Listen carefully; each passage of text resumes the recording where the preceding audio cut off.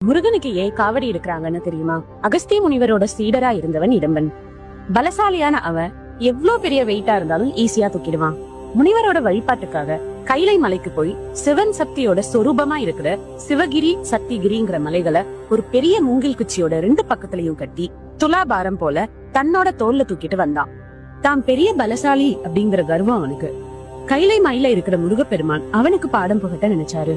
இடும்பன் முருகனோட திருவிளையாட்டால பாத தெரியாம தடுமாற ஒரு சின்ன பையன் வேஷத்துல முருகன் வந்து இடும்பனுக்கு வழிகாட்டினாரு. திருவாவினன் குடி கிட்ட வந்தப்போ சிறுவனா இருந்த முருகப்பெருமான் இடும்பன் கிட்ட கொஞ்சம் ரெஸ்ட் எடுத்துக்கோன்னு சொல்றாரு. இடும்பனும் சரின்னு அவன் காவடி போல சுமந்து வந்த மலைகளை கீழே இறக்கி வைக்கிறான். மறுபடியும் காவடியை தூக்க முயற்சி பண்ணா அவனால அதை அசைக்க கூட முடியல. ஏன்னு பார்த்தா சிவகிரி மலை உச்சியில அந்த சிறுவன் கோவணத்தோட கையில ஒரு கம்பு புடிச்சிட்டு நிக்கிறத பாக்குறான்.